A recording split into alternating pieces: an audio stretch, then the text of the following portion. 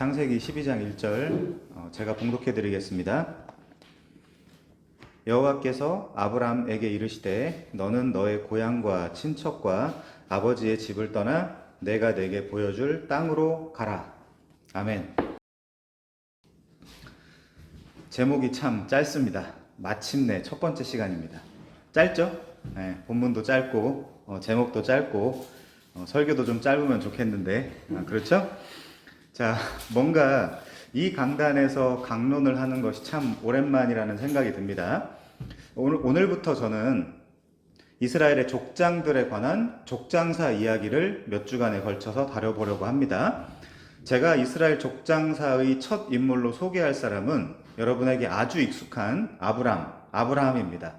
본문에는 아브람 이렇게 나와 있지만 훗날 개명을 한 이름, 즉 아브라함이 우리에게 훨씬 더 익숙하니까 통일해서 그렇게 부르도록 하겠습니다. 여러분, 아브라함 어떻습니까? 식상하십니까? 교회 다니는 사람들이 아브라함에 대해서 잘 알 것 같죠? 사실은 그렇진 않습니다. 수련회 포스터에 가장 인기 있는 주제 중 하나가 오늘 본문과 연결되는 2절에 보시면 너는 복의 근원이 될지라 이거거든요. 아마 이번 여름에도 여기저기 붙겠죠, 이 플래카드가요. 자, 다행인지 불행인지 이번 개역개정에서는 너는 복의 근원이 될지라 라는 일종의 의역을 그나마 너는 복이 될지라 라고 번역을 해둬서 요즘엔 너는 복의 근원이 될지라 라는 성구가 잘 보이진 않는 것 같습니다. 사실 본문의 원문을 보면, 이 창세기 12장의 원문을 보면 근원이라는 단어는 아예 없어요. 이 오역이 정말 많은 사람을 혼란스럽게 만들었습니다. 원문에도 없는 너는 복의 근원이 될지라. 여러분, 이 캐치프레이즈가 걸리면 사람들은 이 본문을 어떻게 이해하겠습니까? 나보고 복의 근원이 되라는 말로 받아들이겠죠. 사실 엄밀히 말해서 이 말은 아브라함한테 한 말인데도 그렇습니다. 여러분, 제가 이 아브라함이라는 인물과 관련해서 저도 놀랐던 사건이 하나 있습니다. 까마득하네요, 이제. 전에 고등부에서 제가 처음 사역을 시작했을 때 분명 자신을 모태신 신앙인이라고 소개했던 한 친구가 당시 아브라함이라는 인물에 대해서 처음 들어봤다라고 말했던 것이었습니다. 그때 그 친구는 19살이었거든요. 그 친구의 말이 사실이라면 아기였던 그 몇 년간은 그렇다 치더라도 아무튼 교회에 19년 동안 그 교회에 다녔다는 그 19년 동안 이 아브라함에 대해서 교회에서 배워본 적이 없는 거거든요. 만약 배웠다고 해도 그 친구도 전통을 따라서 내가 복의 근원이 되어야 되겠다라고 생각하지 않았겠습니까?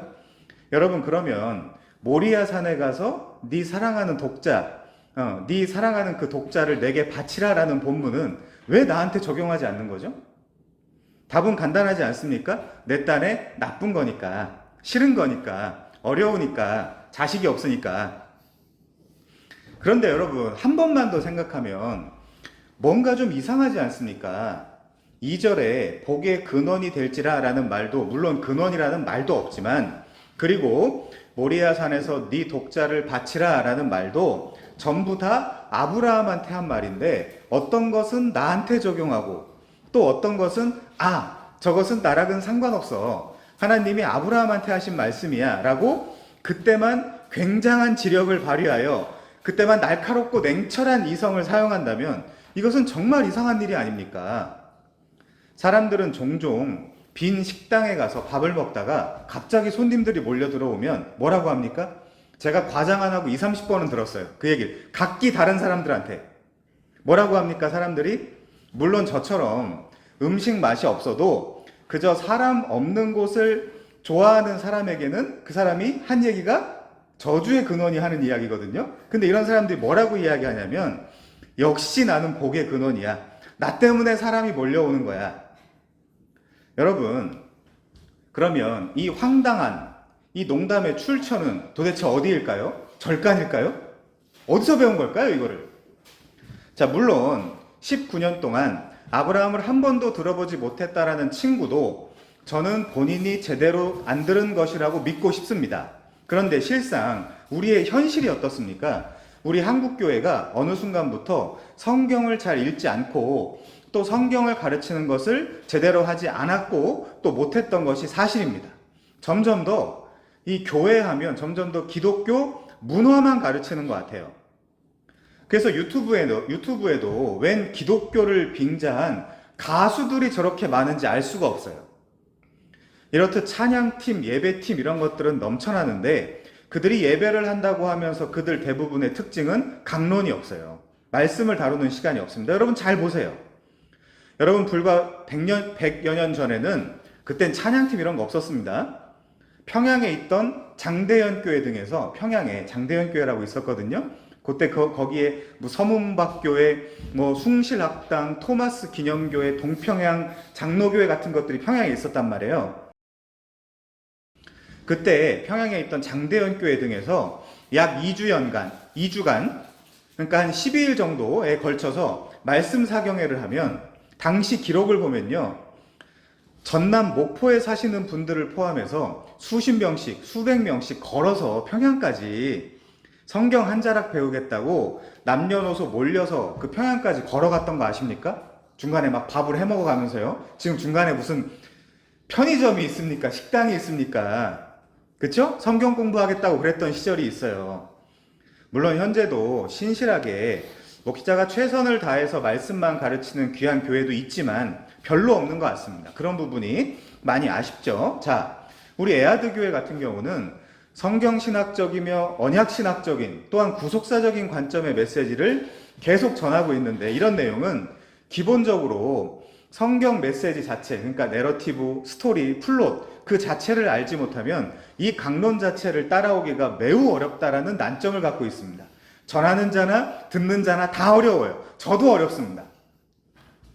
한편에서 여러분이 성경 읽기를 아주 잘하고 계신 것으로 알고 있습니다만은 개혁교회는 오직 성경 그리고 전체 성경이라는 교리를 생명처럼 그리고 목숨처럼 붙잡는 교회입니다.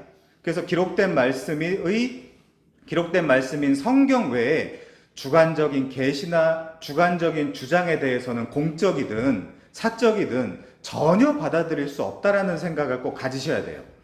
제가 개런티 해드릴게요. 100% 종교 사기꾼들이에요. 100%. 그래서 오직 성경을 통해 하나님이 그때나 지금이나 우리에게 하시고자 하시는 말씀이 무엇인지 여러분 깊이 연구해 보시고 한번 생각해 보시기 바랍니다. 오늘 또 옆에다가 성경을 펴시고 같이 읽으시고 깊이 생각하시면서 강론을 들어주시면 좋겠습니다. 자, 우선 사람들은 흔히 이 아브라함의 이야기가 창세기 12장부터 출발한다라고 생각을 합니다. 이게 신학대학원 그 입시 시험에서도 킬링 문제예요, 소위. 왜냐하면 자, 아브라함이 처음 등장하는 장은 11장, 12장, 13장, 14장을 써놓으면 대부분 다 어디 찍을까요? 전도사님들이 12장을 찍거든요. 자, 그런데 우리가 성경의 장, 절 문제를 배제하고 논한다면 장절은 원래 성경에 없는 거라 그랬습니다. 아브라함에 관한 이야기는 이미 창세기 12장 이전부터 명백하게 기록이 되어 있어요. 우선 우리 성경을 보시면서요. 창세기 11장 10절부터 26절까지를 쭉 한번 훑어보시면 같이 보죠. 창세기 11장 10절부터입니다. 한번 볼게요. 셈, 여러분 이 셈을 잘 기억해 주십시오. 셈, 아르박삿, 셀라, 에벨, 벨렉, 루, 스룩, 나홀, 데라, 아브라함의 족보가 기록되어 있어요. 그렇죠? 창세기에는 이런 형식의 족보, 계보, 대략 이런 것들이 10개, 분류법에 따라서 11개가 나옵니다. 이것을 톨레도트라 그래요.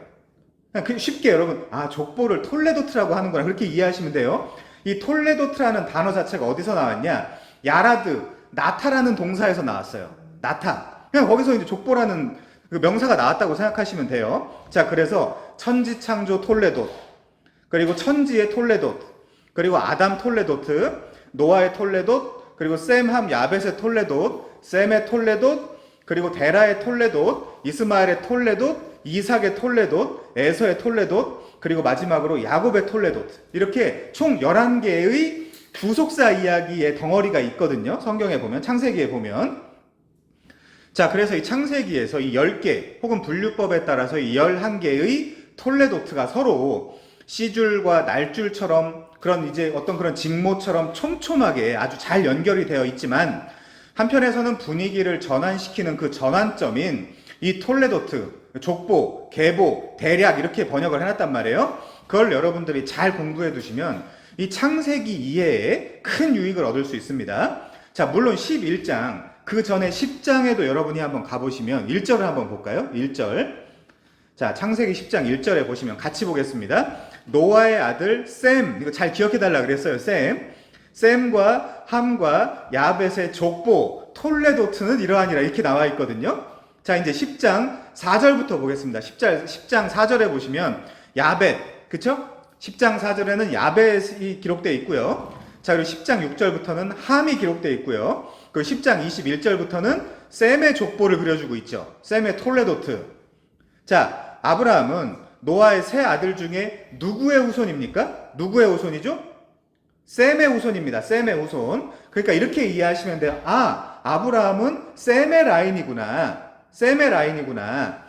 그래서 결론적으로 이 셈의 족보에서 누가 오는 거예요? 결론적으로는 메시아, 주 예수 그리스도가 오시는 거거든요. 자, 연결하여 역대상 1장 1절부터 4절에 보시면, 보실 분들은 보십시오. 역대상 1장 1절부터 4절에 보시면 아담, 셋, 에노스, 게난, 마할랄렐, 야렛, 에녹, 무두셀라, 라멕, 그리고 노아까지 이렇게 소개가 되어 있습니다. 자, 그 다음에 바로 이어서 그리고 그 노아의 세 아들인 셈과 함과 야벳에 관한 톨레도트가 나와요. 그 족보예요, 족보. 이제 교회를 다닌다 그래도 청소년들이나 청년들이 집에서 제사를 지내지 않으면 이 족보가 뭔지도 모를 수도 있어요.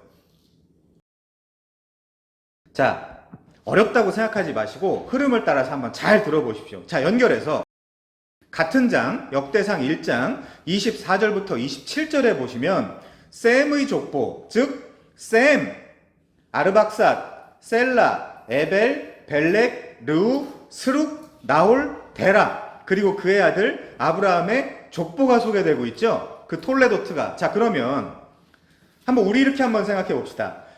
성경에 왜 이렇게 족보들을 많이 기록해 뒀을까요? 아니, 어차피 여러분들이 성경을 안 읽을 것은 하나님이 미리부터 아셨어요. 아셨는데도 불구하고 왜 굳이 이 족보를 이렇게 많이 기록을 해두셨을까요? 쓸데없이. 여러분, 족보가 나오면 당황스럽잖아요. 뭐야 이게? 그쵸? 자, 두 번째. 이 족보들에는 왜 이렇게 많이 아브라함이 소개되어 있는 것일까요? 오늘 본문이랑 그 연결해서 생각을 해야 되겠죠. 오늘 족장사 그 첫 번째 서론이니까요. 자, 물론 그만큼 중요한 인물이니까 그렇겠죠. 게다가 여러분 너무나 잘 알고 있다시피 신약 성경의 첫 책인 마태복음의 1장 1절도 비블로스 게네시오스, 이 게네시오스가 톨레도트예요. 비블로스 게네시오스, 이예수 크리스투 휘우 다위드, 휘우 아브라함 이렇게 되어 있거든요. 이게 무슨 말이냐면 아브라함과 다윗의 자손, 아브라함과 다윗의 휘우스 아들 예수 그리스도의 족보다, 게네시오스다, 톨레도트다, 이제 이렇게 이야기하고 있거든요. 자, 그러면 우리 한글 성경 기준으로 하면 진짜 중요한 인물이 누구예요? 아브라함이죠. 자, 그래서 우리가 아브라함을 잘 알아야 돼요. 구약에서 이 인물이 위치가 어디인지, 이 인물의 위상이 무엇인지 우리가 잘 알아야 돼요. 자, 그래서 우리가 지금 창세기를 보고 있지만 창세기의 톨레도트라는 단어를 LXX, 그러니까 헬라어로 번역한 그 성경에서는 계속해서 게네시오스라고 하고 있거든요. 자, 그러니까 이 아브라함은 예수님의 족보에 들어간 정도가 아니라 예수님의 족보의 대표인물로 지금 등장하고 있거든요. 한글 성경 기준 첫 단어. 그쵸? 자, 예수 족보의 포문을 연 사람이에요, 아브라함은. 앞으로 우리는 성경에서 이토록 중요한 인물로 등장하는 이 아브라함에 대해서 몇 가지 중요한 본문들을 다룰 거예요. 자, 아브라함으로 개명하기 전 이 아브람은 무슨 뜻입니까? 존귀한 아버지라는 뜻이거든요. 높은 아버지, 존귀한 아버지, 그런 뜻이에요. 훗날 그는 열국의, 열방의 아버지라는 의미를 가진 아브라함이라는 이름을 받게 돼요. 창세기 17장 5절에서. 또한 그는 창세기 20장 7절에 보면 분명히 그는 선지자였습니다. 선지자. 그리고 창세기 23장 6절에 보면 그를 하나님께서 세우신 방백, 하나님의 지도자라고 소개하고 있기도 해요. 또한 시편 105편 6절에 보면 그를 하나님의 종이라 그래요. 자, 그리고 역대하 20장 7절에 보면, 물론 개역 한글 버전입니다. 아하브라는 사랑한다라는 개념을 친구로 번역을 해놨거든요. 아무튼 역대하 20장 7절과 야고보서 2장 23절에 보면 이 아브라함을 하나님의 친구라고 소개하고 있어요. 그는 하나님의 벗, 하나님의 친구예요. 그리고 마지막으로 그는 메시아의 육신적 조상이며 또한 우리 모든 믿는 자들이, 그러니까 믿음의 조상이기도 합니다. 그게 로마서 4장에 기록되어 있어요. 자세히. 자, 집안에서 어른이 넌 누구의 후손이냐 이제 그러니까 아브라함의 후손이라고 하셨다고요? 잘하셨습니다. 아무튼 성경에서는 이 아브라함을 분명 우리 모든 믿는 사람들의 조상이라고 표현을 하고 있기도 해요. 믿음의 조상. 많이 들어보셨죠? 자, 우리 여기 한번 가볼게요. 아모스 3장 7절입니다. 흐름을 놓치지 말고 끈기를 가지시고 들어주세요. 여러분들이 이걸 이해를 못하시면 다시 우리는 강의를 해야 돼요. 아모스 3장 7절입니다. 주 여호와께서는 자기의 비밀을 그 종 선지자들에게 보이지 아니하시고는 결코 행하심이 없으시리라. 이 선지자라는 말이 구약에서 하나님의 그 어전회의에 참석했다라는 뜻이거든요. 하나님의 어전회의. 자, 그 다음에 창세기 18장 17절에 한번 가보시면요. 연결해서 창세기 18장 17절이요. 여호와께서 이르시되 내가 하려는 것을 아브라함에게 숨기겠느냐. 그러니까 결론적으로 뭐라는 거예요? 아브라함이 선지자다, 종이다, 내 친구다, 이제 그거죠. 자, 요한복음 15장 15절에 보면 이제부터는 너희를 종이라 하지 아니하리니 종은 주인이 하는 것을 알지 못함이라. 너희를 친구, 벗이라 하였노니 내가 아버지께 들은 것을 다 너희에게 알게 하였음이니라. 이런 표현이 나와요. 자, 종합하면 이 아브라함은 하나님의 종이며 하나님의 선지자이며 그것을 넘어서 하나님의 벗이요 하나님의 친구였습니다. 그의 인생에 당장 다 하나님의 모든 뜻을 다 알 수는 없었지만 이 아브라함을 창세전부터 택하시고 낳으시고 기르신 아버지 하나님은 점차적으로 이 아브라함에게 먼저 다가오셔서 가르치시고 깨우치시고 당신의 모든 뜻을 섬세하게 계시해 주셨다라는 거예요. 그것이 선지자요 벗인 아브라함이 입은 혜택이요 은택인 것입니다. 그래서 이 아브라함을 결국엔 하나님의 의와 공도를 지키는 당신의 백성으로 만들어 가시는 거예요. 자, 그럼 여러분들 어떤 과정 속에 있습니까? 어떤 과정 속에 있어요? 하나님이 당신의 뜻을 알려주세요. 자, 창세기 18장 17절부터 한번 볼게요. 창세기 18장 17절부터 19절입니다. 여호와께서 이르시되 내가 하려는 것을 아브라함에게 숨기겠느냐. 이게 선지자요 벗이요 친구라는 개념이에요. 아브라함은 강대한 나라가 되고 천하 만민은 그로 말미암아 복을 받게 될 것이 아니냐. 오늘 본문에 이게 반복이거든요. 오늘 본문 1, 2, 3절의 반복인데, 자 19절 내가 그로 그 자식과 권속, 가족이란 뜻입니다. 권속에게 명하여 여호와의 도를 지켜 의와 공도를 행하게 하려고 그를 택하였나니 이는 나 여호와가 아브라함에게 대하여 말한 일을 이루려 함이니라. 자, 하나님은 모든 것을 아브라함에게 가르치시기로 작정하셨습니다. 그리고 아브라함을 통해 강대한 나라를 건설하고 그를 통해 천하 만민이 복을 받게 하려 하셨어요. 지금도 그래서 우리도 아브라함의 영향권 아래 있는 거예요. 정확하게 이야기를 하면 이 말은 하나님이 먼저 아브라함을 열방의 아버지로, 선지자로, 종으로, 친구로, 나아가 믿음의 조상 삼기로 작정을 하신 거거든요.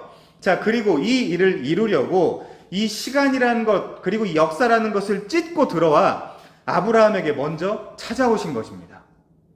우리가 창세기 12장을 접근할 때 그렇게 보셔야 돼요. 자, 결코 아브라함이 먼저 하나님을 찾은 것이 아니죠. 이토록 아브라함은 중요한 사람입니다. 그렇게 그는 모든 믿는 자의 조상이 되었어요. 그렇다면 오늘부터 우리는 이 아브라함이 왜 아브라함이 되고 또 어떻게 모든 믿는 자의 조상이 될 수 있었는지를 함께 생각해 보면 좋겠습니다. 자, 우선 말씀드린 대로 그의 구원은 그에게서 시작된 것이 아니었습니다. 마치 로마서 9장 16절의 말씀처럼 아브라함이 이 새 생명의 길로 들어서게 된 데에는 원하는 자로 말미암음도 아니요 다른 박질하는 자로 말미암음도 아니고 오직 긍휼히 여기시는 하나님으로 말미암은 것이었습니다. 성경은 이 세상 전체가 공중의 권세 잡은 자 아래에 있다라고 이야기를 해요. 인류는 모두 첫사람 아담 아래서 허물과 죄로 죽었어요. 죽어가는 것이 아니라 죽었습니다. 다 죽은 자들이에요. 사람이 오늘 또 태어나지만 성경적으로 죽은 자가 태어나는 것입니다.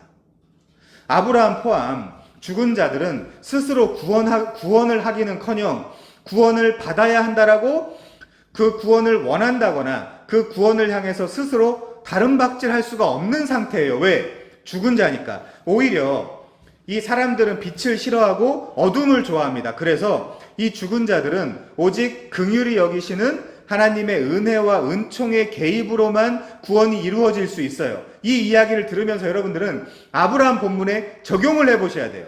씁쓸하지만 오늘 태어난 예쁜 아기도 마찬가지입니다. 그 아이가 산 아이가 될 수 있는 유일한 방법은 그 아이도 오늘부터 소개할 이 아브라함 언약 속으로 들어오는 것뿐이에요. 그럼 그 부모에게 가장 중요한 것이 무엇이겠습니까? 자, 우리 에베소서 2장 1절부터 한번 보겠습니다.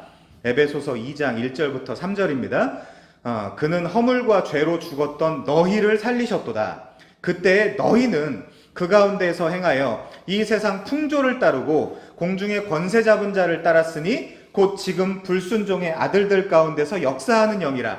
전에는 우리도 그 가운데서 우리 육체의 욕심을 따라 지내며 육체와 마음에 원하는 것을 하여 다른 이들과 같이 본질상 진노의 자녀였더니. 자, 주목해 주십시오. 여기 1절과 2절에 너희라는 표현이 있죠. 여기 너희는 이방인이에요.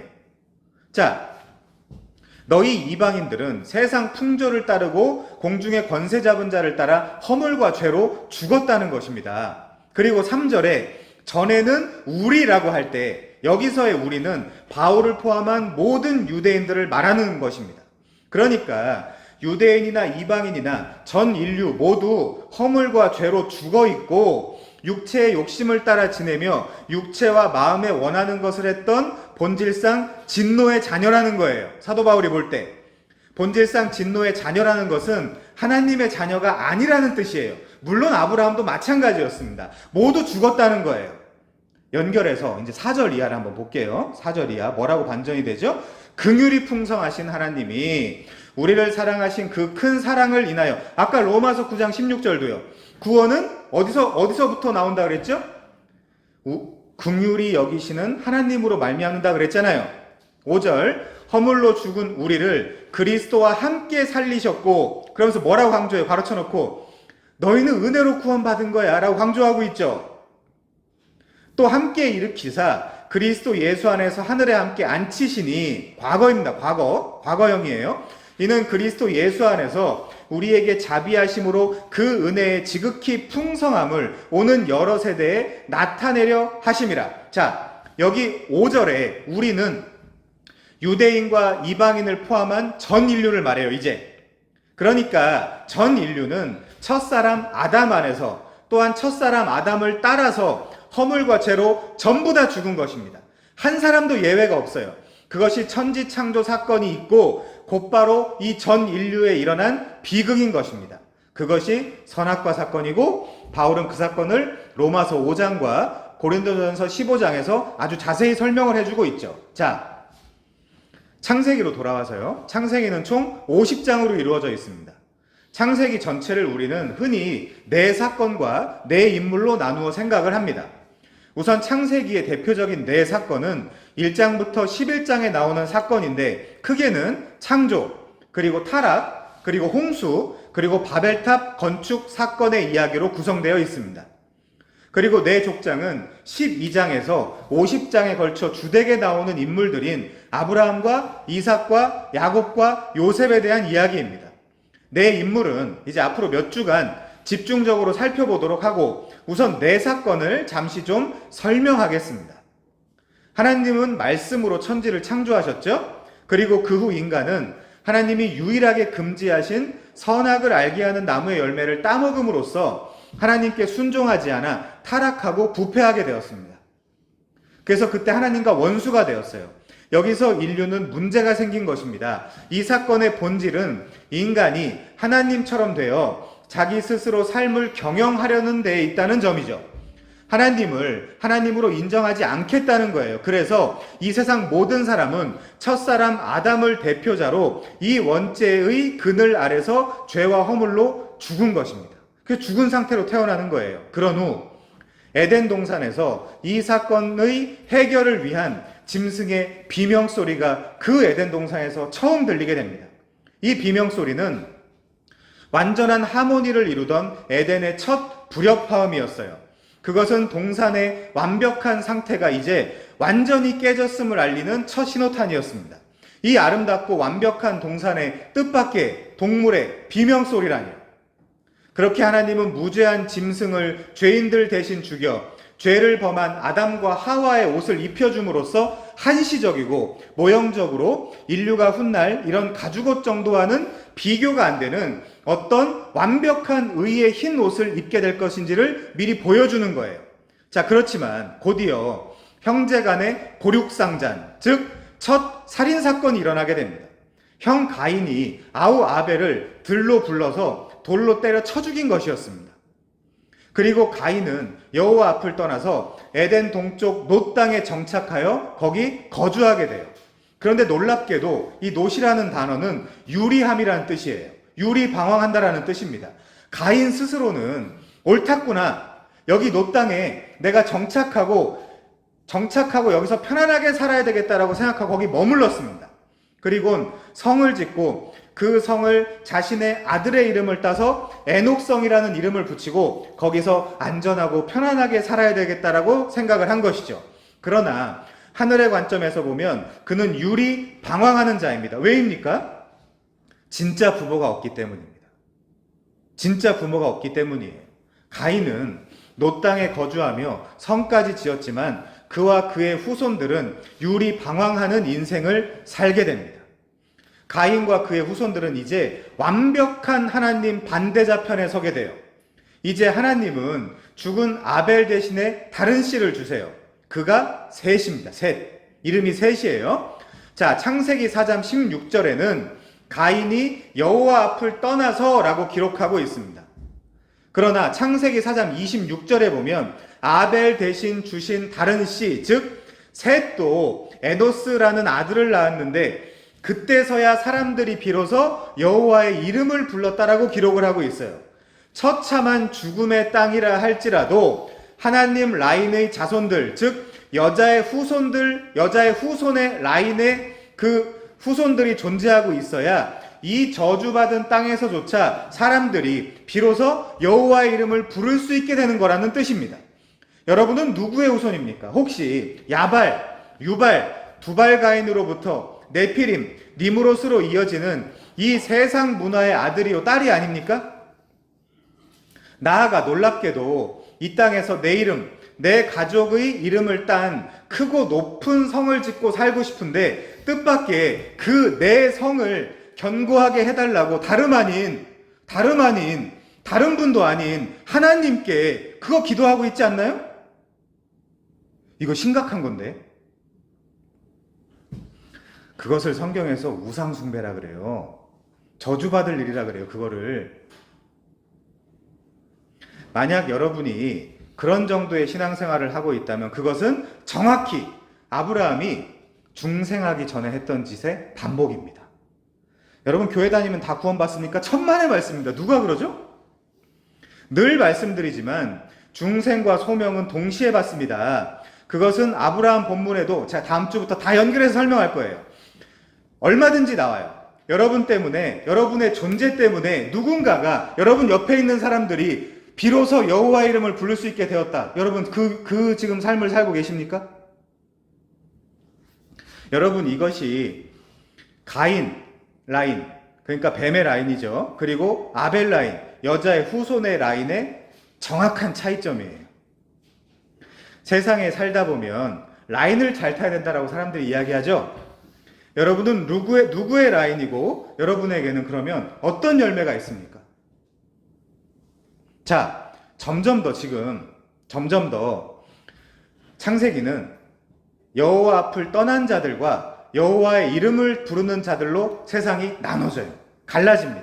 그런데 이제는 놀랍게도 자, 창세기 6장 2절 한번 보겠습니다. 창세기 6장 2절 하나님의 아들들이 사람의 딸들의 아름다움을 보고 자기들이 좋아하는 모든 여자를 아내로 삼습니다. 이제 혼합주의와 인본주의예요. 완전히 다 섞여버렸습니다. 더 이상 이 땅이라는 게 에레츠거든요. 이 단어도 잘 기억하십시오. 더 이상 이 땅에 소망이 없어요. 그래서 성경은 굳이 창세기 6장 11절에 그때 온 에레츠가 하나님 앞에 부패하여 포악함이 땅에 가득 찬지라 라고 이야기하고 있어요. 그러니까 에덴 동산으로부터 받은 땅의 저주가 점점 확대되고 있는 거예요. 그것이 아브라함 때까지 확장되는 것이기 때문에 너는 이 땅을 떠나 그 땅으로 가라는 겁니다. 그래서 하나님은 특별하게 택정한 공간인 가나안 땅을 잠시 선택하셨어요. 뭘 알려주려고. 그래서 그 땅에서 예루살렘이라는 또 특정한 공간을 택하시고 또 그 안에서 성전이라는 또 특정한 공간을 택하셔서 거룩함이라는 것이 무엇인지를 설명하고자 하는 것입니다. 우리한테요. 그래서 아브라함에게도 내가 지시할 땅으로 가라고 할 때 그 땅 앞에, 우리 번역이 안 돼 있지만 그 땅 앞에 하라는 관사가 붙어 있어요. 그럼 그 땅이거든요. 관사가 붙어 있으면 그럼 그 땅은 어디겠습니까, 여러분?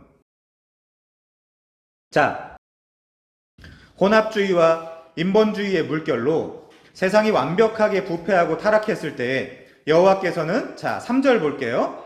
나의 영이 영원히 사람과 함께 하지 아니할 것이다. 이는 그들이 육신, 사륵스가 되어버렸기 때문이다라고 말씀을 하세요.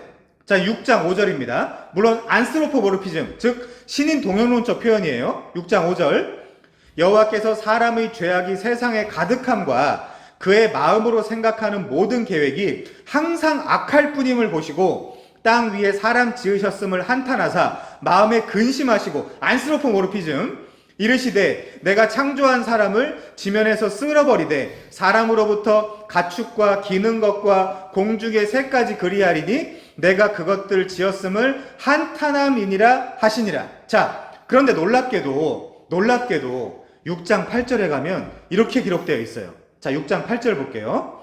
그러나 노아는 여호와께 은혜를 입었더라. 자, 여러분, 은혜라는 단어의 사정적 정의는 받을 자격이 전무한 자에게 마치 폭포수처럼 쏟아부어지는 무상의 호의예요. 페이버예요. 무상의 호의라고 정의할 수 있어요. 자, 여러분, 노아가 은혜를 입은 것은 그가 은혜를 받을 자격이나 조건이 있어서가 아니에요. 자, 잘 생각해 보세요. 이 문장을. 그가 어떤 자격이나 조건이 있어서 은혜를 입었다? 이 문장 자체가 모순이고 오류입니다. 노아는 지금의 나의 이 초라한 모습과는 달리 적어도 뭔가, 여러분들이 그렇게 생각한단 말이에요. 적어도 뭔가, 그래도 나보다 교회라도 몇 번 더 다녔겠지. 헌금이라도 몇 푼 더 했겠지. 뭐라도. 적어도 은혜 받을 자격이나 조건을 가지고 있었을 거야? 아니에요. 그 문장 자체가 틀렸다니까요. 그러나 노아는 은혜를 입었더라 라는 것은 노아도 당시 홍수 심판으로 남들과 동일하게 죽어 마땅한 인간인데도 그에게는 무상의 호의인 놀라운 은혜와 은총이 임했다는 것입니다. 우리의 구원도 마찬가지예요. 그럼 오늘의 아브라함은요? 이게 중요하죠. 오늘의 아브라함은요? 무슨 자격이나 조건이 있다? 아니면 아브라함을 뭔가 우리가 닮을 만한 구석이 있다? 없어요. 여러분, 아브라함 닮으면 큰일 납니다. 사람답게 못 살아요.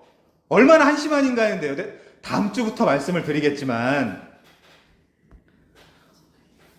아니 불공평하다. 왜 노아에게만 은혜가 임하냐? 이게 말이 되냐? 예, 당신이 바로 성경이 말하는 불신자입니다. 당신 혼자 스스로 의로운 자입니다.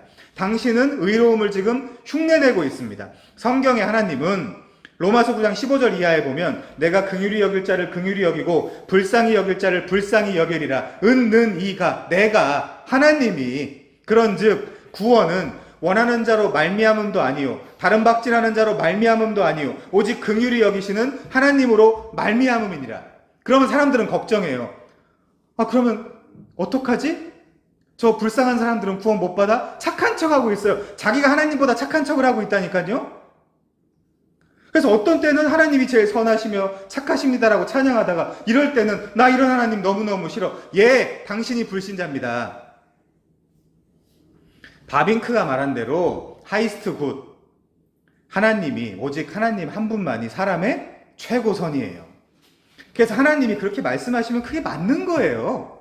성도들에게는 죽으라면 죽겠습니다. 망하라면 망하겠습니다. 접으라면 접겠습니다. 먹으라면 먹겠습니다. 먹지 말라면 먹지 않겠습니다가 사람의 창조의 유일한 목적이에요. 이것이 성도입니다. 근데 답답하죠? 이런 얘기 들으면 답답하죠? 왜 답답하십니까? 당신이 성도가 아니기 때문입니다. 성도는 전혀 답답하지 않아요. 당연한 거구나. 그렇구나. 다만 성도는 무슨 생각할까요? 이런 얘기를 들으면. 다만 내 부족한 믿음이, 내 부족한 사랑이, 내 부족한 열심이, 내 부족한 순종이 더 순종하고 싶지만, 더 사랑하고 싶지만 내 나약한 의지가 한스러울 뿐이에요. 성도는 그렇게 생각해요. 내 사랑하는 여호와 앞에 그것이 죄송스러울 뿐이지 전혀 답답하지 않습니다. 바로 이것이 보이지 않는 하나님을 향한 성도의 사랑이에요.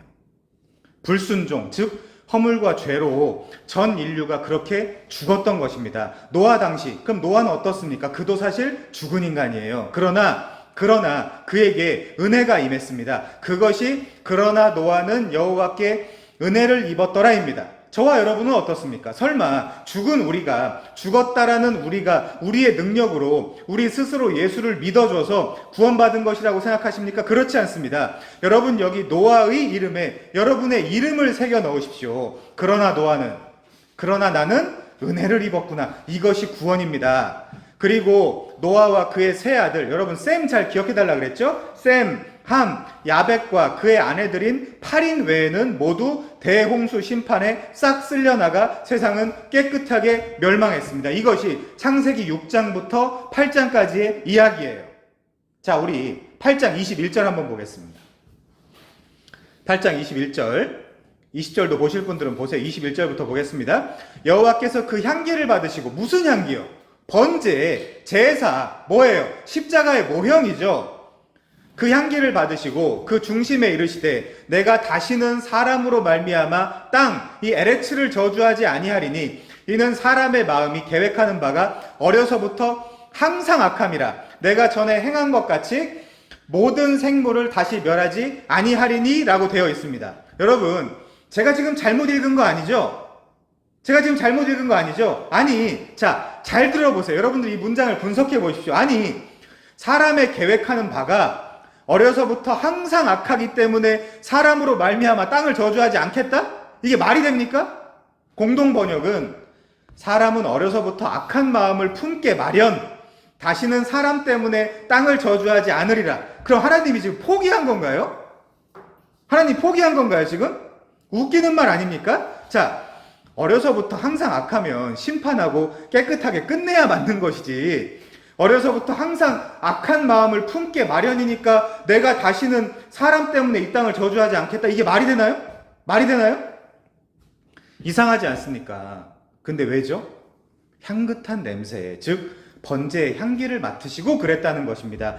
이제 어떤 계도나 심판이 아니라 제사로만 인간을 구원하겠다. 내가 제사로만 그들과 언약을 맺겠다. 이거거든요.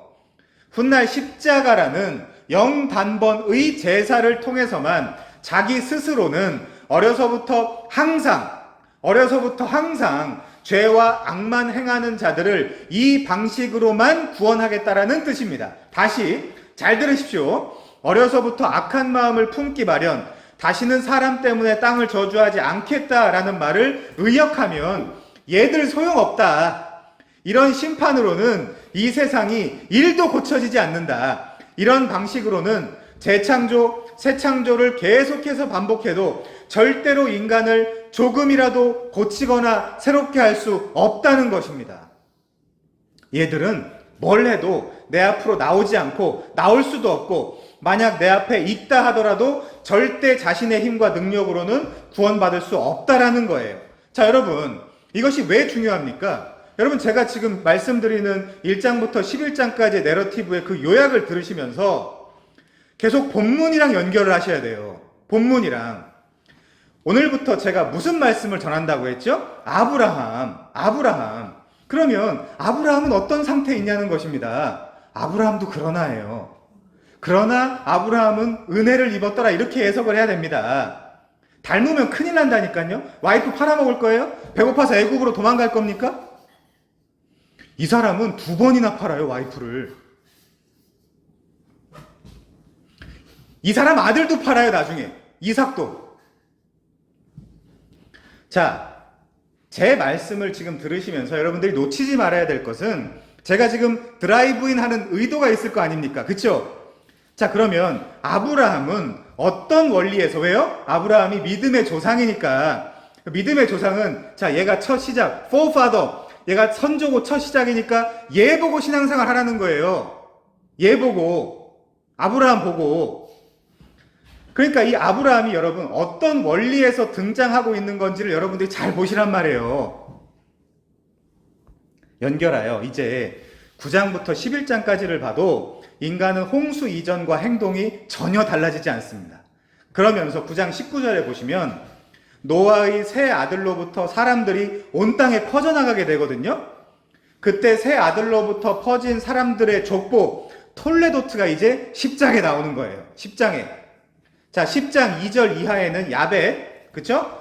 10장 6절 이하에는 함, 그리고 10장 21절 이하에는 드디어 셈의 톨레도트가 나오는 거예요. 자, 창세기 1장부터 9장까지 이렇게 크게는 천지창조, 타락, 홍수 사건이 기록되어 있습니다. 그런데 11장에 와서 이제 11장 1절입니다. 한번 보시죠. 온 땅의 언어가 하나고 말이 하나였습니다. 아직까지는 그래도 완전히 흩어지지 않은 상태예요. 11장은 여러분들이 잘 아시는 대로 바벨탑, 그 지구라트 사건이 일어나는 장이거든요. 이곳이 바로 바벨론이에요. 이 땅이 바벨 땅이에요. 자, 지금부터 성경은 요한계시록의 마지막 때까지 이 세상의 가장 강력한 상징으로 요 바벨론을 사용해요. 지금부터 계속해서 세상을 이야기하고 싶을 때마다 요 바벨론을 끌어다가 상징으로 사용을 합니다. 세상을. 자, 바로 이곳이 하란과 갈대아 우르가 포함되어 있는 메소포타미아 문명권 아래에 있는 바로 그 땅이에요. 그 땅. 10장 32절 후반부, 즉 홍수 사건 이후로 이들은 이제 나뉘는 것이 겁났던지, 그쵸? 자, 11장 4절 한번 볼게요. 이렇게 이야기를 합니다. 자, 성읍과 탑을 건설하여 그 탑 꼭대기를 하늘에 닿게 하여 우리 이름을 내고 온 지면에 흩어짐을 면하자라고 해요. 하나님 앞에서. 자, 자기 이름을 내고 싶어 하는 거예요. 근데 하나님 뭐라 그러죠? 네 이름은 내가 내주는 거야. 그럼 다음 주에 이야기하겠습니다. 자, 아까 제가 노아에게 어떤 은혜가 임했다라고 했죠? 그런데 그 은혜는 그러나의 은혜였습니다. 그러나 노아는 여호와께 은혜를 입었더라라고 했죠. 그럼 아담은 어떻습니까? 창세기 3장 15절에 주어를 잘 보십시오. 내가 너로 여자와 원수가 되게 하고, 회의했습니까? 하나님이 아담과 상의했나요? 아담과 하나님이 상의를 했습니까? 아니죠. 너의 후손과 여자의 후손과 원수가 되게 하리니 내가 하리니 여자의 후손은 네 머리를 상하게 할 것이요 너는 그의 발꿈치를 상하게 할 것이니라. 주어가 하나님이에요. 일방적이에요. 일방적. 상의하지 않았다니까요. 회의하고 결정한 게 아니라니까요. 자, 그러면 이 3장 15절을 중간을 다 삭제하고 보면, 중간 다 삭제하고 앞부분과 끝부분만 보면 내가 할 것이니라의 구조예요. 신인 협동설, 즉 하나님과 인간이 협력하여 구원받는다라는 이단 교리를 시너기즘이라고 합니다. 즉 신과 인간이 시너지 효과를 내어 둘이 협력하여 구원을 이루자라는 아주 불건전한 사상이에요. 성경 어디에 시너기즘이 있습니까? 없습니다. 내가 할인이에요. 내가 할인이. 아담과 하와는 죽어 마땅한 존재였지만 내가, 그러니까 하나님이 여자의 후손을 보내서 너희를 구원할 것이라고 하나님이 직접 나타난 거예요. 회의하지 않았습니다. 상의하지 않았어요. 나아가 죽은 자와 다름없는 노아에게도 그러나 노아는 은혜를 입었더라라고 은혜 가지고 찾아오신 거예요. 이제 아시겠죠? 이 그러나라는 방위 접속사에 얼마나 위대하고 놀라운 복음이 들어가 있는지. 자, 노아와 셈과 함과 야벳과 그리고 그 아내들에게도 하나님이 직접 나타나셨습니다. 그러면 오늘의 아브라함은 어떨까요? 자, 너는 본문 볼게요. 너는 너의 고향과 친척과 아버지의 집을 떠나 내가 내게 보여줄 땅으로 가라 라고 하나님이 먼저 말씀하셨죠? 먼저 말씀하셨죠? 여러분, 이것이 기독교입니다. 이 자체가 아브람이었던 아브라함의 중생사건이 되는 거거든요. 레크레카 2인칭 단수예요. 너는 가라는 거예요. 너는 가라. 특정해서. 우리 로마서 때도 얘기했지만 너는 가라. 레크레카. 여기서 할라크라는 단어에서 나온 거거든요. 이게. 자, 우리 이쯤 와서 다음 시간에 더 깊게 다뤄야 되겠지만 본문 2절부터 3절을 더해 한 번에 읽어 보십시다. 1절부터 여호와께서 아브라함에게 이르시되 너는 너의 고향과 친척과 아버지의 집을 떠나 내가 내게 보여줄 땅으로 가라. 내가 너로 큰 민족을 이루고 내게 복을 주어 네 이름을 창대하게 하리니 너는 복이 될지라. 너를 축복하는 자에게 내가 복을 내리고 너를 저주하는 자에게는 내가 저주하리니 땅의 모든 족속이 너로 말미암아 복을 얻을 것이라 하신지라. 회의했습니까? 상의했어요? 자, 어떻습니까? 우리가 원시복음이라고 부르는 창세기 3장 15절과 구조가 똑같죠?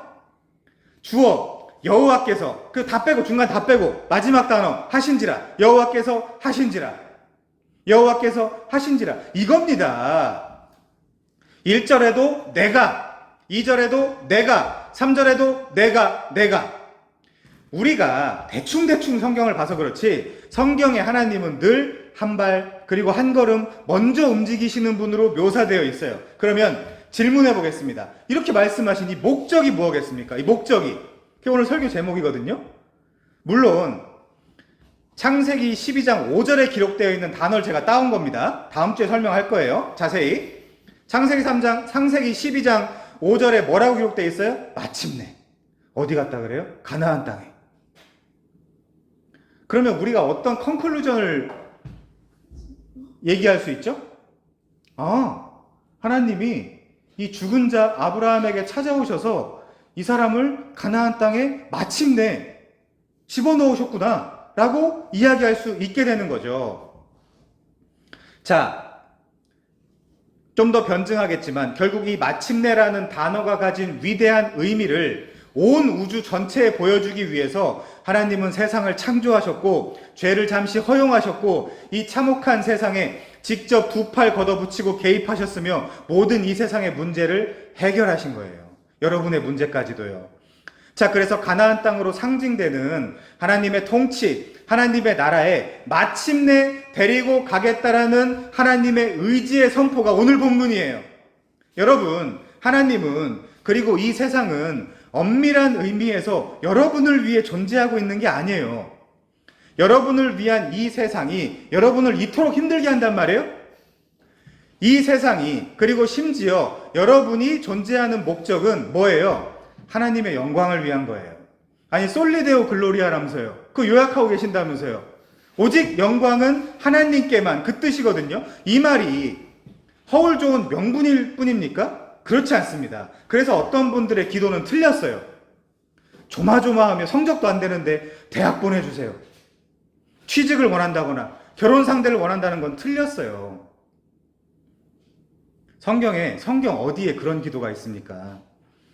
이 세상이 아직 존재하고 존속하고 있는 이유는 이 썩고 부패하여 가까이서는 도저히 차마 두 눈 뜨고 볼 수 없는 이 우상의 땅에서, 여기가 지금 바벨론이거든요. 성경이 그렇게 지금 비유하고 있거든요. 여기가 지금 갈대아 우르예요. 여기가 지금 하란입니다. 이 갈대아 우르 바벨론 하란 땅, 이 땅에서 하나님의 언약이 어떻게 실현되는지를 보라고, 그래서 하나님이 결국에는 어떻게 자신이 그 영광을 취하시는지를 보라고 이 세상에 존재하는 거예요. 근데 내가 이 세상에서 내 성을 쌓고 내 성을 잘 쌓게 하기 위해서 그분한테 기도한다? 완전 잘못 가 있다니까요? 완전? 그럼 예수 믿을 필요가 없어요. 딴 종교에서도 얼마든지 그거 해도 될 거 아닙니까? 절간 가서 해도 되고요. 그러므로 참 성도들은 절대로 이 세상에 소망을 두지 않게 되어 있죠. 그들은 뭘 한다고요? 그때 비로소 사람들이 여호와 이름을 불렀더라. 이거 하는 거예요. 이거 하는 거예요. 자, 하나님의 찬송과 영광, 하나님은 이것을 목적하고 이 세상을 창조하셨다는 것을 우리는 분명히 인식해야 됩니다. 하나님께서 창세전부터 하나님의 계획 속에서 우리를 사랑하셔서 만세전부터 우리와 이 세상을 계획하고 또 만드신 거예요. 그러면 여러분은 누구냐? 여러분은 어떤 면에서 그 목적의 수혜자죠. 수혜자죠. 하나님은 하나님의 영광을 타겟하고 이 우주를 지으셨고 운행을 해 나가십니다. 그러면 실제 하나님께 영광을 돌려야 될 자들이 있어야 될 거 아니에요. 자, 어떤 자들은 바깥 어두운 데 쫓겨나서 슬피 울며 일을 간다는데, 아니 그들이 일을 갈면서 하나님께 영광을 돌리겠습니까? 그 반대편에 있는 자들 진짜 감사하다, 고맙다라고 진짜 하나님께 영광 돌리던 자들이 있어야 될 거 아니에요. 그 수혜자들이라니까요. 우리가 하나님께 처음부터 끝까지 내 인생 전체에 폭포수 같은 놀라운 은혜와 은총을 입은 자들이 하나님께 영광 돌리게 되는 거예요. 그것을 택자라고 합니다. 그것이 오늘 본문의 아브라함이에요. 마침내 아브라함이 가나안 땅 가서 뭐라고 했겠어요? 감사합니다, 찬양합니다, 고맙습니다 하지 않았겠습니까, 여러분? 그거 다 알고 나서 그 운행의 역사 속에서 하나님과 동역하며 온갖 혜택과 온갖 사랑을 듬뿍 받아 챙기는 그의 백성인 것이죠. 그가 하나님께 찬송과 영광을 돌리게 됩니다. 그러면서 아까 말씀드린 대로 하나님이 하시는 모든 것을 그에게 직접 계시하시고 섬세하게 가르쳐 주시고, 왜요? 우리도 친구니까, 선지자니까. 그래서 최종적 그 선의 길까지 하나님이 손 붙잡고 동행해 가는 거예요. 그래서 그 사랑과 은혜의 은총의 수혜자들, 그것이 바로 우리의 영광인 거예요. 우리의 영광. 자, 고린도전서 2장 6절입니다. 한번 볼게요. 고린도전서 2장 6절. 우리가 온전한 자들 중에서는 지혜를 말하노니 이는 이 세상의 지혜가 아니요 또 이 세상에서 없어질 통치자들의 지혜도 아니요 오직 은밀한 가운데 있는 하나님의 지혜를 말하는 것으로서 곧 감추어졌던 것인데, 뭐라고요? 하나님이 우리의 영광을 위하여 만세전에 미리 정하신 것이라. 자, 성경은 분명 이렇게 우리의 영광도 있다고 합니다. 그러면 우리의 영광이 구체적으로 무엇입니까? 로마서 5장 1절도 한번 볼게요. 로마서 5장 1절. 우리가 믿음으로 의롭다 하심을 받았으니, 이 영광의 시작이죠. 5장 1절이 우리가 믿음으로 의롭다 하심을 받았으니 우리 주 예수 그리스도로 말미암아 하나님과 화평을 누리자. 또한 그로 말미암아 우리가 믿음으로 서 있는 이 은혜에 들어감을 얻었으며 우리의 영광을 얻어서 어떻게 된대요? 하나님의 영광을 바라고 즐거워하느니라. 그러니까 로마서 3장 23절에 보면 모든 사람이 하나님의 영광에 이를 수 없었는데 5장 1절 믿음으로 의롭다함을 받고 주 예수 그리스도를 통하여 하나님과 화평을 누리게 된 것이 우리의 영광이고, 로마서 5장 2절 비로소 그 자들이 예수로 말미암아 우리가 믿음으로 서 있는 이 은혜에 들어감을 얻었으며 드디어 뭐라고요? 하나님의 영광을 바라고 즐거워할 수 있게 된 것입니다. 하나님께 영광 돌릴 수 없던 자들이 이제 하나님께 영광 돌릴 수 있게 된 것이 바로 우리의 영광인 것이고, 그것은 하나님이 만세전에 미리 정하셨다는 거예요. 자, 여러분 생각해 보세요. 하나님이 별거 아니에요. 그럼 영광 돌리는 게 별로 재미없을 거예요. 근데 이 하나님의 그 놀라우심과 그 위엄과 크기를 한두 끝도 없이 무한하게 확장해 보세요. 뭐 하고 싶을까요, 인간들이? 뭐 하고 살고 싶을까요? 그 하나님께 영광 돌리면서 살고 싶어지는 거예요. 너무나 자연스럽게. 자, 그래서 그 목적에 부합하는 자들이 성도예요. 그걸 프로오리조 만세전에 이미 결정해 버리셨대요. 만세전에. 그리고 그 자들은 자신의 원함이나 자신이 바람으로 되는 것이 아니고 오직 하나님의 은혜로 된다는 거예요. 아브라함도 마찬가지죠. 그래서 우리는 창세전 언약으로부터 출발을 하는 거예요. 그리고 그 목적이 바로 하나님께 우리가 돌리는 찬송과 영광인 것입니다. 그래서 이사야 43장 7절 그리고 21절에 뭐라 그래요? 우리를 왜 지었다 그래요? 내 이름으로 불려지는 모든 자, 곧 내가 내 영광을 위하여 창조한 자를 내게 오게 하라. 내가 그를 지었고 내가 그를 만들었느니라. 이 백성은 내가 나를 위하여 지었나니 나를 찬송하게 하려 함이니라. 이 인식이 아주 삶 속에, 내 인생 속에 뿌리 깊게 박힌 자들을, 그들만을 성도라고 하는 거예요. 그러면 점점 삶이 가벼워지고 편안해져요. 마치 갑옷과 같이 내 삶을 짓누르는 삶의 무게를 조금씩 놔버릴 수 있게 됩니다. 왜 그렇습니까? 하나님께서 당신의 영광과 우리의 영광을 위하여 이 온 우주를 실수 없이 운행해 가시는데 나를 그 영광의 자리에 동참시켜 주시겠구나. 그분이 알아서 해 주시겠구나. 내가 힘들고 어렵고 이해가 가지 않는 일이 생긴다 하더라도 이 모든 것이 궁극적으로 하나님의 영광, 이어서 나의 영광을 위한 재료들이구나 라는 인식을 갖게 한단 말이죠. 그러면 삶이 가벼워지는 거예요. 점점 털려나가는 거예요. 점점. 그러니 삶의 모든 부분이 의미가 생기고 가벼워지는 겁니다. 80, 90 살아서 뭐 할 건데요? 어차피 죽을 건데. 이거 없으면 어차피 죽을 건데 뭐 할 건데요? 그래서 이사야서 25장 1절에 보면 여호와여 주는 나의 하나님이시라. 내가 주를 높이고 주의 이름을 찬송하오리니 주는 기사를 옛적에 정하신 뜻대로 성실함과 진실함으로 행하셨습니다. 자, 언제나 하나님의 뜻대로 언약대로예요. 그러면 오늘의 본문 아브라함도 마찬가지입니다. 아브라함도 하나님의 영광과 아브라함의 영광을 위해 하나님이 직접 그 언약으로 부르신 거예요.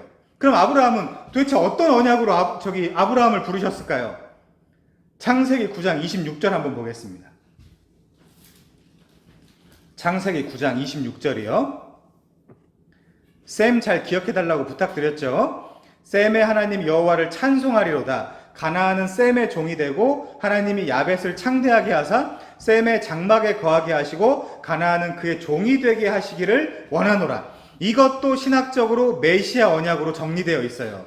자, 그러면 아브라함이 누구의 후손이라고요? 셈의 후손이라니까요. 하나님은 이렇게 언약대로 움직이시는 거예요. 그래서 이 셈의 언약을 성취하기 위해서 누굴 부르신다고요? 지금 아브라함. 그래서 우리는 이 하나님의 언약을 잘 알아야 되는 거죠. 그래서 그 셈의 후손 중에 이 많은 사람들의 생각과는 다르게 우상을 섬기는, 아니 아버지 데라와 직접 우상을 만들어서 팔아먹고 살고 있는 아브라함에게 직접 하나님이 이 언약을 들고 이 언약 때문에 아브라함에게 찾아오신 거예요. 자, 1절 한번 다시 볼게요. 1절을 자세히 보겠습니다. 여호와께서 아브라함에게 이르시되로 시작을 합니다. 그렇죠? 와 요메르 아도나이. 아마르거든요. 말하다, 말씀하다. 이 말이 무엇입니까? 역사 속에서는 눈에 보이는 방식으로 현존하고 활동하는 이 인간 아브라함이 있죠. 그렇지만 그의 배후에 여호와의 말씀이 있다는 거예요. 성도들 배후에 말씀이 있다는 거예요. 지금 먼저 말씀하신 거잖아요. 물론 이처럼 하나님은 오늘도 각 사람에게 특별 계시를 통해서 말씀하십니다. 이 특별 계시의 근데 메시지가 뭐라고요? 히브리서 1장 1, 2절에 보면 아들을 통하여. 자, 이제 아들을 통하여 여러분들에게 말씀을 하시죠. 이 여호와께서 보내신 여호와, 예레미야 23장 6절에 보면 그분의 이름이 여호와로 되어 있어요. 그분의 이름은 여호와, 곧 우리의 공이다. 그쵸? 예수님의 이름이 여호와입니다. 양태론이 아니에요. 자, 하나님의 아들은 지금 여러분에게 뭐라고 말씀을 하십니까? 하나님의 아들이 직접 여러분들한테 찾아와서 뭐라고 말씀하세요? 사실상 아브라함의 본문과 동일합니다. 네가 지금 있는 자리, 네가 지금 있는 땅 그 에레츠에서 나와라. 레크레카. 네가 나와라. 네가 나와라. 너 나와야 된다. 네 자리에서 나와서 새로운 땅 하아레츠 그 땅으로 가라는 것입니다. 그것이 어디라고요? 가나안 땅이라고. 약속의 땅 가나안. 그 가나안 땅은 약속되었기 때문에 약속의 땅이에요. 그럼 여러분들한테 지금 신약에서 어떤 땅이 약속되어 있는데요? 어떤 기업이 약속되어 있습니까? 자, 1절을 좀만 더 자세히 살펴보도록 하죠. 여호와께서 아브라함에게 이르시되 너는 너의 고향과 친척과 아버지의 집을 떠나 내가 내게 보여줄 땅으로 가라. 아브라함은 여기서 레크레카, 그러니까 할라크라 그랬죠. 너는 가라라는 명령을 받습니다. 그렇다면 어디에서 어디로 간다는 말이라고요?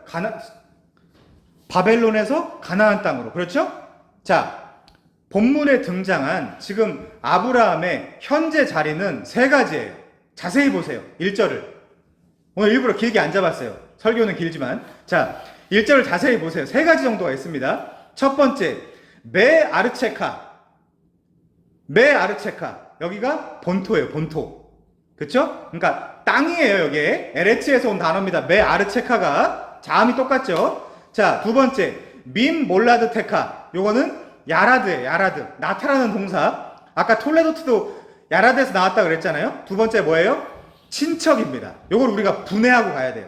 자, 세 번째, 밉 베이트 아비카. 뭐예요, 이게? 아버지의 집이에요. 자, 그러니까 지금 여호와께서 아브라함에게 나타나셔서 떠나라는 곳이 총 세 가지예요. 어디? 본토, 그리고 친척, 그리고 아버지의 집이에요. 자, 성경은 지금 본토와 친척과 아버지의 집이라는 단어와 어구에 철저한 분리를 나타내는 민이라는 전치사를 사용하고 있어요. 분리하라는 것입니다. 여기서 끊어져야 된다는 거예요. 하나님은 지금 우상의 땅, 즉 처참한 죄악의 땅인 갈대아 우르와 하란을 포함하고 있는 이 바벨론 지역을 떠나라는 거예요. 그래서 특정한 공간, 하나님이 특정하신 땅인 하나님이 택한 땅, 가나안 땅을 택하셨고 그 안에 예루살렘을 택하셨으며 그 예루살렘에다가 성전을 세우셔서 거룩과 비거룩이 무엇인지를 아브라함에게 알려주고 계신 거예요. 그 땅에 아모리의 죄악이 가득 차면 거길 다 심판해버리고 이제 이 하나님의 백성들의 훈련소로 삼는 거예요. 가나안 땅을. 자, 본토, 친척, 아버지의 집이라고 이 아브라함의 현재 자리를 세 가지로, 그러니까 큰 범주로부터 작은 범주에 이르기까지, 그렇죠? 본토, 큰 범주, 친척, 중간 범주, 아버지의 집, 작은 범주, 이렇게 특정하여 말씀하신 것은 결국 아브라함에게 뭐라고 말씀하시는 것과 같죠? 과거에 너의 모든 것을 버리라는 거예요. 너를 부정하라는 거예요. 쉽게 이야기해서. 여러분 생각나는 본문들이 있죠? 자, 이것이 쉽겠습니까? 여러분, 인간은 안정감을 좋아합니다. 여러분도 예배당에 나와서 본능적으로 지난주와 똑같은 자리에 앉아요. 누가 시키지 않아도. 이것은 인간의 본능이에요. 그것이 나에게 안정적이기 때문입니다. 고대 시대에 본토, 친척, 아버지의 집이라는 개념은 나의 안전의 근거요, 내 생명의 기반이었어요. 그런데 하나님은 지금 그것을 떠나라는 것을 넘어서 지금 특정하게 당장은 알려주시지도 않은 미완료거든요. 지시할 땅. 지시한 땅도 아니에요. 지시한 땅이라고 하면 조금 낫겠죠. 왜냐면 지가 계산을 할 거 아닙니까? 요렇게 해가지고 이렇게 해서 이렇게 해가지고 가면 되겠구나. 계산을 할 거 아니에요.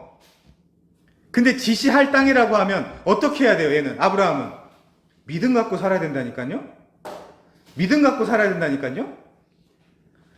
그래서 지금 하나님이 뭐라고 얘기하냐면, 어떻게 황당한 얘기를 하시는 거냐면, 일단 떠나라는 거예요, 일단. 자, 일단 차표를 끊어. 이거예요, 지금. 여러분도, 자, 잘 생각해 보세요. 여러분들의 삶 속에 한번 적용을 해보세요.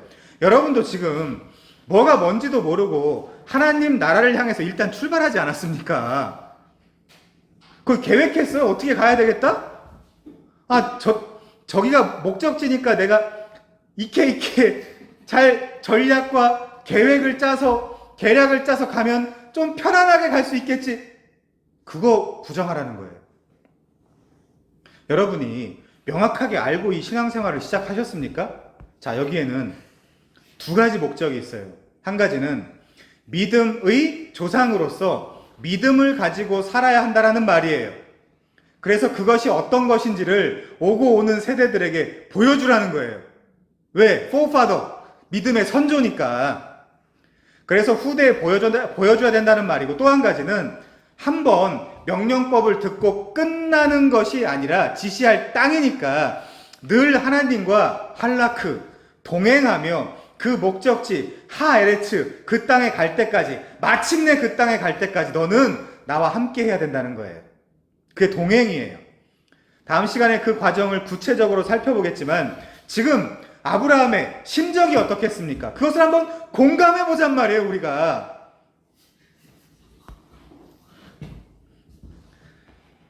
왜 공감을 해봐야 되죠? 이게 여러분들이 겪고 있고 앞으로 겪을 일들이거든요. 자, 그래서 믿음의 조상이고 이 사람이야말로 믿는 자의 표본이에요. 그때는 지금 같은 시대가 아니란 말이죠. 지금 여러분, 아버지의 집을 떠나라 그러면 좋아할 사람들 많죠? 그래서 지금 제주도 같은데 취업한 사람도 있지 않습니까? 당신은 그 자체가 힘이요, 권력이요, 생명이었던 시대였거든요. 아버지, 친척, 본토 이런 것들이 지금 그것을 포기하라는 거예요. 포기하라는 거. 자, 세상은 인간의 명예혁명 이후에 권리 장전을 하라고 이야기하죠. 그렇지만 하나님은 지금 네 권리를 포기하라는 거예요. 누가 이것을 받아들일 수 있습니까? 그래서 아브라함이 갈 바를 알지 못하고 갔다니까요. 히브리서 11장에 보면 갈 바를 알지 못하고 갔다. 그 말이 무슨 말이냐면 어리버리한 상태로 갔다는 뜻이에요. 신약은 어떻게 말합니까, 여러분? 누가복음 14장 26절 한번 가볼게요. 누가복음 14장 26절, 27절 강한 표현이에요. 예수님이 하시는 말씀. 무릇 내게 오는 자가 자기 부모와 처자와 형제와 자매와 더욱이 자기 목숨까지 미워하지 아니하면 능히 내 제자가 되지 못하고, 권리 장전이에요? 권리 포기예요? 누구든지 자기 십자가를 지고 나를 따르지 않는 자도 능히 내 제자가 되지 못하리라. 33절도요. 이와 같이 너희 중에 누구든지 자기의 모든 소유를 버리지 아니하면 뭐예요? 본토, 친척, 아비집 능히 내 제자가 되지 못하리라. 철저한 권리 포기죠. 신약도 마찬가지예요. 나의 육체적이요 물리적인 기반과 근거, 파운데이션, 베이시스를 다 떠나서 자기를 부인하고 자기 십자가를 지고 예수를 따르라는 거예요. 그것을 지금 가장 먼저, 비록 어리버리한 상태지만, 닮으면 큰일 난다 그랬어요. 어리버리한 상태지만 그 길을 제대로 보여준 사람이기 때문에 아브라함이 우리 모든 믿는 자의 조상이라 그랬어요. 자, 아브라함에게 뭔가 닮을 것이나 본받을 것이 있어서 그를 우리의 조상이라고 하는 것이 아닙니다. 아브라함의 인생을 자세히 들여다보면 이 사람이 얼마나 어설픈지 몰라요. 그러나 그것까지 포함이에요. 세상에 잘난 사람들만 있는 게 아니고 잘난 사람만 구원받는 게 아니잖아요. 그러면 하나님의 입장에서 제일 이상한 사람을 뽑아야 돼요. 이해하셨어요? 욥이나 이런 사람 뽑으면 큰일 나고 제일 이상한 사람을 뽑아야 된다고요. 그래서 우리 이야기예요. 아브라함 이야기는. 다음 주부터 말씀을 드리겠지만 연약하고 부족한 우리의 대표입니다. 그래서 모든 믿는 자의 조상이에요. 아브라함의 어설픔은 이후 오고 오는 모든 성도들에게 위로와 희망을 줘요. 결코 아브라함을 흉내내라는 것이 아니라 수준 낮은 자부터 높은 자까지 오히려 이 아브라함을 보고 위로를 받고 격려가 되라고 등장하고 있다는 걸 여러분들이 잊지 말아야 돼요.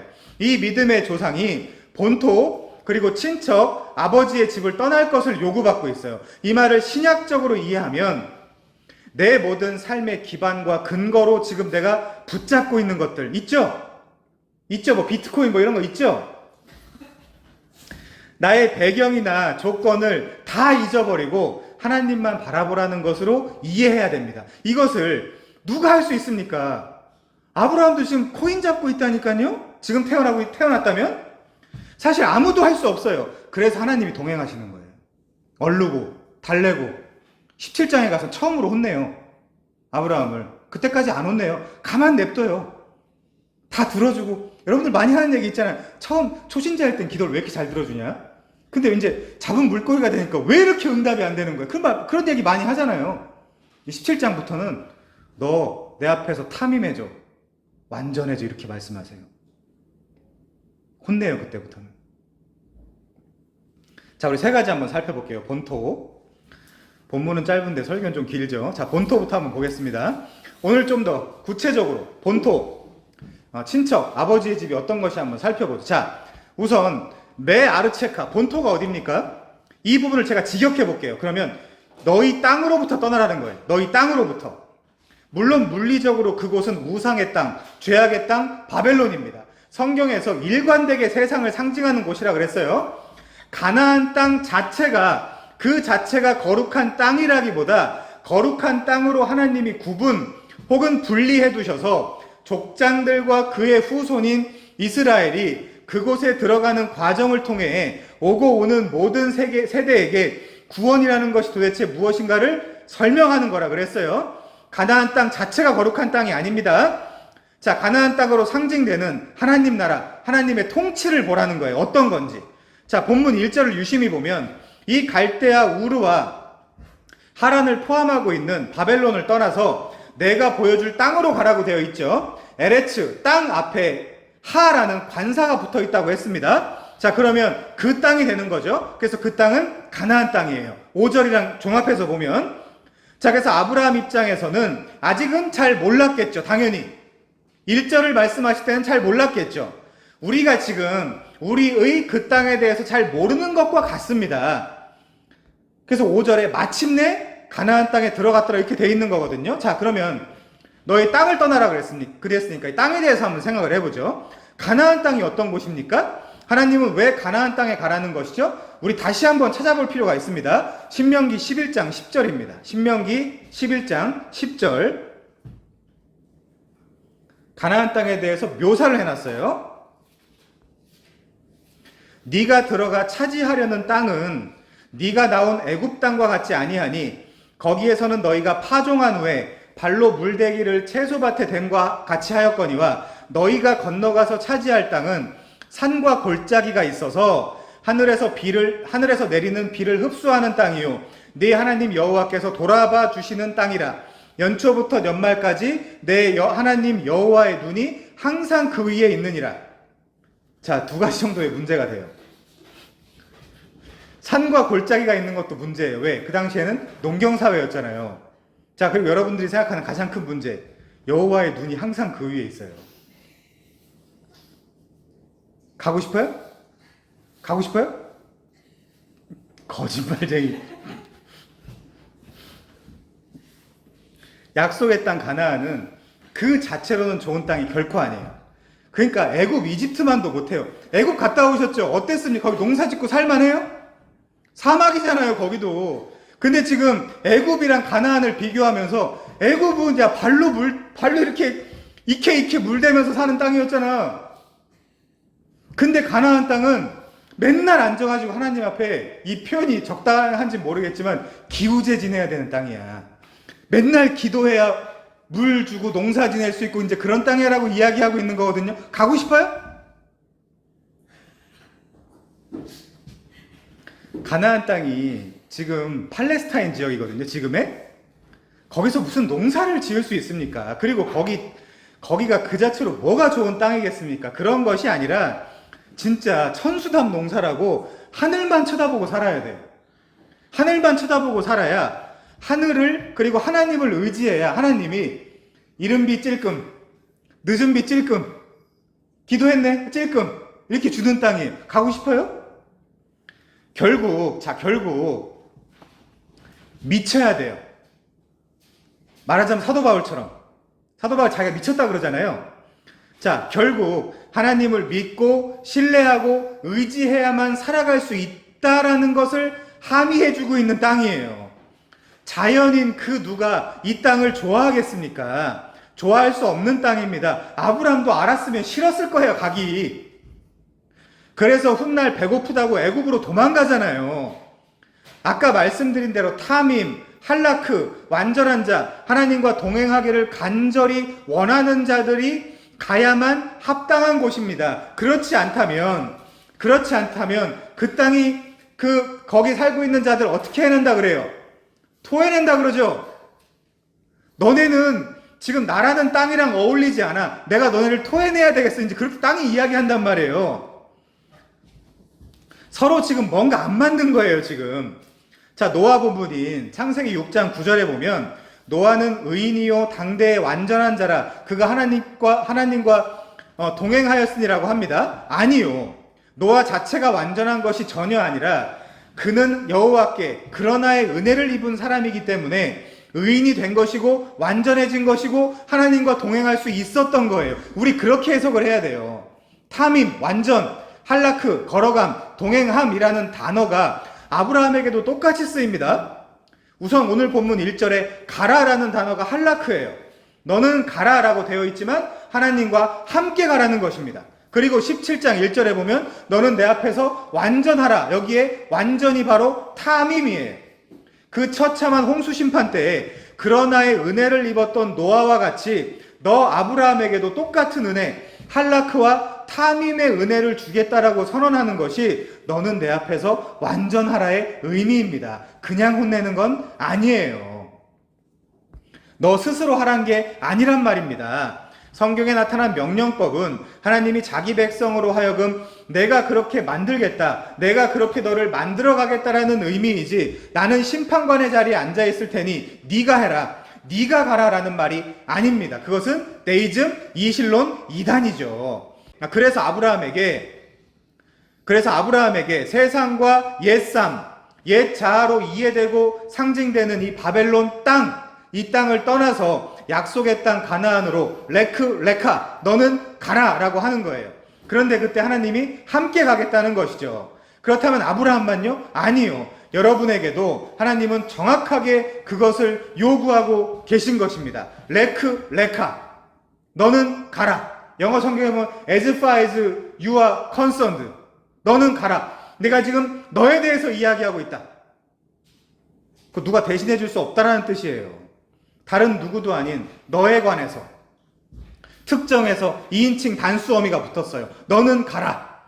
단 그때 내가 함께 가겠다라는 것입니다. 네 할머니가 믿어서 같이 천국 가는 것도 아니고 네 엄마가 잘 믿어서 그 공로로 함께 낙원에 가는 것도 아니란 말입니다. 우리 집 3대째 4대째 예수 믿는 집안인데요. 우리 아빠가 목사님인데요. 웃기는 소리 하지 말고 네가 가라는 거예요. 네가 가라 가나안 땅. 자, 두 번째, 친척을 한번 살펴볼게요. 친척. 몰레데트라고 되어 있네요. 몰레데트. 자, 두 번째, 이 친척은 무슨 뜻입니까? 이 친척이라는 말은 나타라는 얄라드라는 동사에서 온 명사예요. 물론 아까 말씀드린 족보, 톨레도트도 이 얄라드라는 동사에서 만들어진 명사입니다. 그러니까 지금 이 몰레데트, 자음이 똑같죠?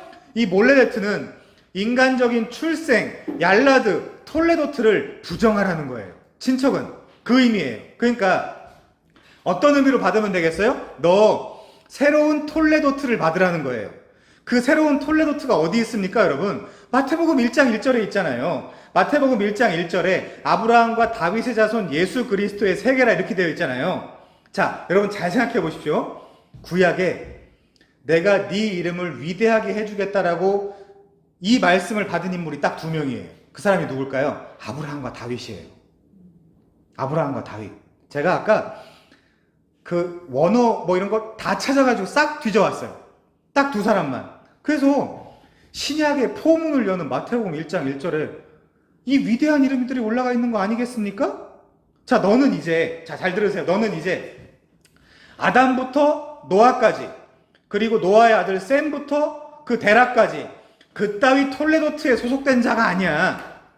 너는 새 톨레도트, 예수 톨레도트, 예수 계보의 첫 포문을 열 그 믿음의 조상이야 라고 말하는 것과 같아요. 친척을 떠나라는 거는. 얄라드, 너의 기존의 그 족보 톨레도트를 부정하라.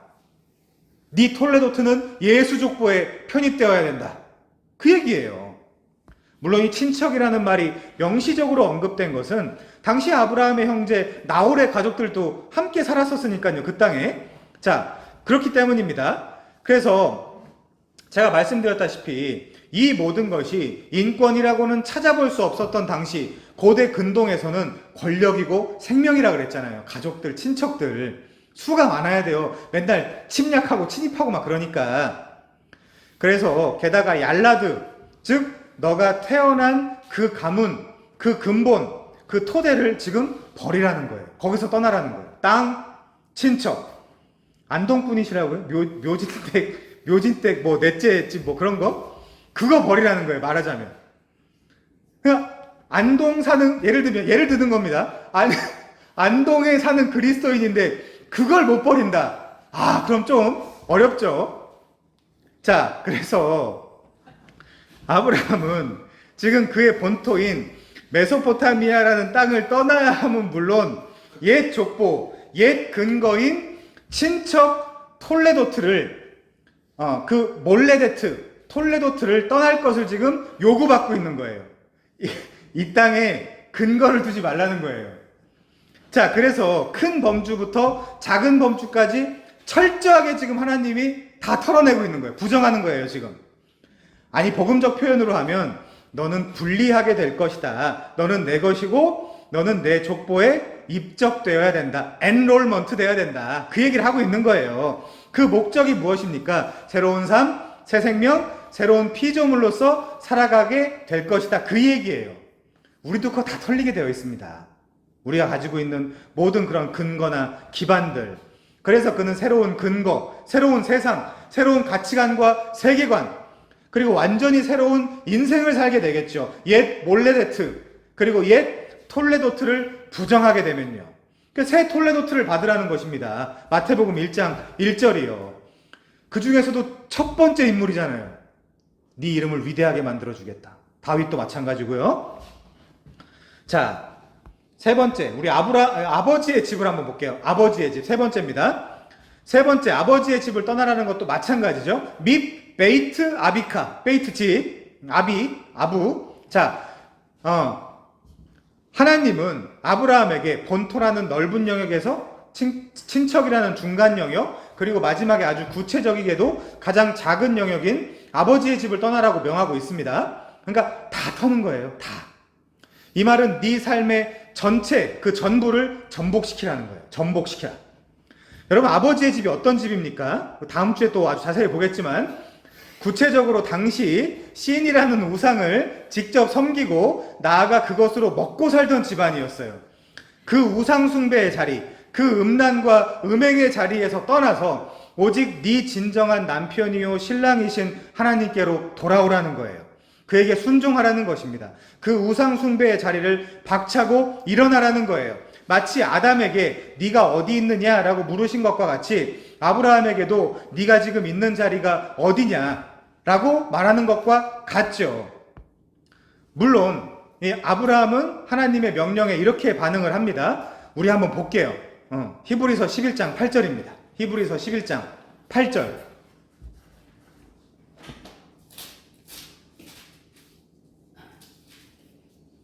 인간의 능력으로 가질 수 있는 믿음이나 신앙이 아니에요. 걱정 마세요. 자, 히브리서 11장 8절. 믿음으로 아브라함은 부르심을 받았을 때 순종하여 장래의 유업으로 받을 땅에 나아갈새 갈 바를 알지 못하고 나아갔으며, 이게 정확히 창세기 12장 1절을 신약에서 해설해주고 있는 성경이라고 생각하시면 돼요.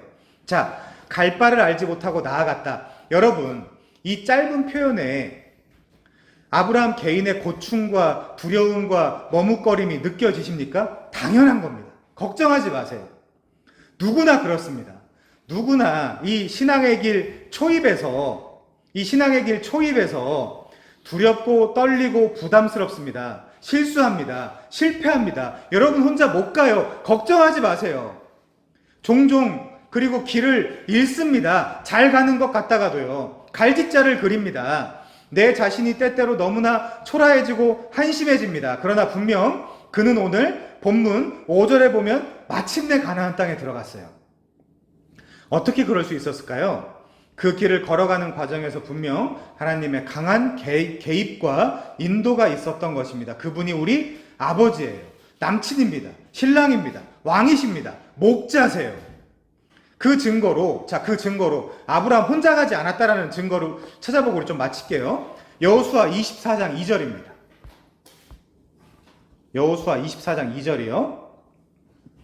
잘 보세요. 문법을 잘 따져가면서 IL치 볼 때만 문법을 따지지 말고 성경 볼 때도 좀 제발. 자, 여호수아 24장 2절.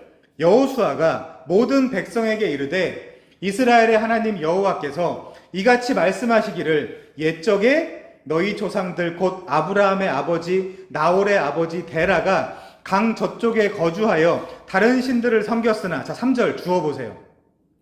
내가 너희의 조상 아브라함을 강 저쪽에서 이끌어내어 가나안 온 땅에 두루 행하게 하고 그의 씨를 번성하게 하려고 그에게 이삭을 주었으며, 아브라함을 끌어낸 것도 하나님이시고 강 저쪽 아바르, 이 아바르에서 히브리가 나왔어요. 강을 건넌 자들. 그래서 이 히브리인들의 첫 조상이기도 합니다. 강을 건너게 하신 분도 하나님이시고, 심지어 이 자손을 하늘의 별과 같이 주시려고 이삭을 낳게 하신 분도 하나님이시고.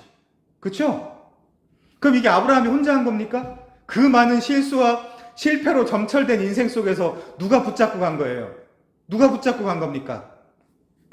자, 아브라함은 자기 인식 속에서 도무지 갈 바를 알지 못하고 나아갔지만 그게 믿음이죠. 그게 우리가 지금 걸어가고 있는 길입니다. 하나님 그거 다 아세요.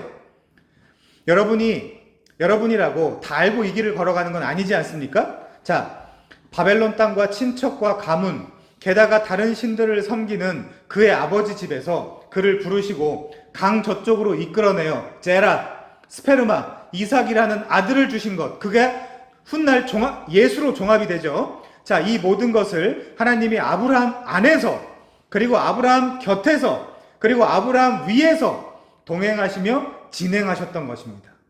이 과정, 이 길이 믿음의 길이에요. 여러분들은 혼자 가란 거 아니에요. 그 황당한 명령 하나님이 내리실 리가 없잖아요. 세상에 제일 똑똑하신 분이신데. 이렇게 우리는 앞으로 몇 주간 본토, 친척, 아버지의 집을 떠나야만 했던 대표적으로 첫 믿음의 인물 아브라함, 그의 일대기를 간략하게나마 우리가 살펴보면서 우리가 가야 할 길, 가게 될 길을 미리 알게 될 것입니다. 그러면 좀 더 걱정이 덜해질 거예요. 자, 제가 여러분에게 이런 강론을 하는 것은 못나도 괜찮고 부족해도 괜찮다. 뭐 국방부 시계도 거꾸로 매달아놔도 간다면서요? 자, 우리의 신앙의 길도 힘들고 아프고 갈 바를 알지 못하지만 잘 가게 될 것이라는 그 말씀을 드리기 위해서입니다. 이 부족한 아브라함은 믿음의 조상이었고 지금도 여전히 믿음의 조상입니다. 그런 그를 모델로 그의 후손들인 이스라엘도 똑같은 경험을 하게 되죠. 자, 그들은 당시 본토, 친척, 아버지의 집이었던 미츠라임, 이집트, 애굽을 떠날 것을 요구받았습니다. 그런데 그때 무엇을 토대로 그들을 엑소더스 시키십니까? 하나만 더 찾아볼게요. 하나만.